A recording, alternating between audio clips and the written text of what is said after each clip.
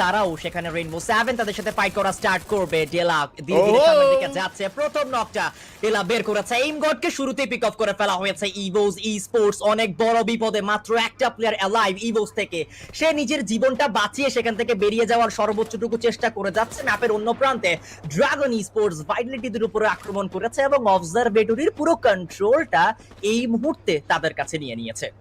Dragon sports নামটা একটা mythical name, তবে এবার সেই পারফরমেন্সটাও কি মিথিক্যাল হবে কিনা, নাকি একদম সরাসরি সবার সামনে প্রমাণ করবে সেটা দেখতে পাচ্ছি। রেইনবো 7 ফাইটে গিয়েছে রাশিয়াকে, এবার এলিমিনেট করা হবে থ্রু হেডশট, এবং সেটাই দেখতে পাচ্ছিলাম রাশিয়াকেই কিন্তু শুরুতে টার্গেট করা হচ্ছে। ইভোস ই স্পোর্টস শুরুতে কিন্তু অবস্থা ভালো নয়, কসিয়েলকে রিভাইভ করা গিয়েছে এবং হয়তো বা এবার কসিয়েলই পারেন পুরো দলটাকে একটা বাঁচিয়ে তুলতে। যত তাড়াতাড়ি সম্ভব কয়েন্সগুলোকে গ্যাদার আপ করেই কিন্তু ইনস্ট্যান্ট একটা রিভাইভ করতে হবে। মিনি ম্যাপের মধ্যে টিম ভেটালিটি এবং আলফাদেরকেও কিন্তু আমরা ঘুরঘুর করতে দেখতে পাচ্ছি।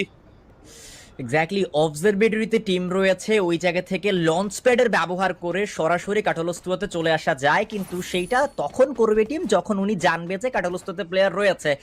এত তাড়াতাড়ি আমার মনে হচ্ছে না যে ড্রাগন ই স্পোর্টস তারা সেখান থেকে রোটেট করবে। কসেল ইতিমধ্যে তার প্লেয়ার এইম গড তাকে রেস্কিউ করে ফেলেছে। দুটো প্লেয়ার এখন থাকবে এই জায়গাটিতে। ম্যাপের অন্য প্রান্তে হাঙ্গারের সাইডে আর কিউ কাজুয়ের অ্যাথলিট, যে কিনা নিজের দল থেকে পুরো আলাদা হয়ে গিয়েছে এবং একটা অন্যরকম কিন্তু স্ট্র্যাটেজি এই দলটার কাছ থেকে অথবা এই প্লেয়ারটার কাছ থেকে আমরা দেখতে পাচ্ছি।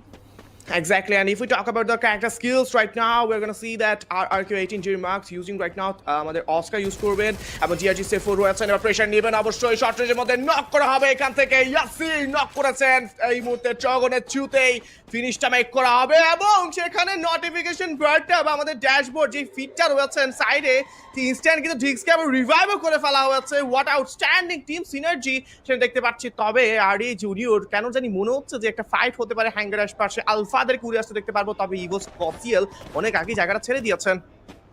ভালো একটা ডিসিশন ছিল, একটা মাত্র প্লেয়ারকে উনি রেস্কিউ করে ইনস্ট্যান্টলি সেই জায়গাটা থেকে অন্যদিকে চলে গিয়েছে। আলফা 3-4 তারা খুব দ্রুত এই জায়গাতে চলে এসেছে এবং ও মাই গড, সেখানে আর্মন পেটের মাধ্যমে কিন্তু স্পটও করে ফেলেছিল সেই অ্যাথলিটটাকে, বাট সময় থাকতে সে লঞ্চ প্যাড ব্যবহার করে চলে গিয়েছে। ড্রাগন ই স্পোর্টস তারা একটু আগে অবজারভেটরিতে ছিল, বাট তাদের অবস্থান বর্তমানে হ্যাঙ্গারের সাইডে। সো সেখান থেকে কসিয়েল উনি গিয়ে অবজারভেটরিতে একটুখানি সুযোগ পাবে, বাট সেই সুযোগটাকে আদেও আলফা 3-4 তারা প্রোভাইড করবে কিনা প্রশ্ন এখন সেই জায়গাটিতে। বাট ম্যাপের অন্য প্রান্তে আবার হট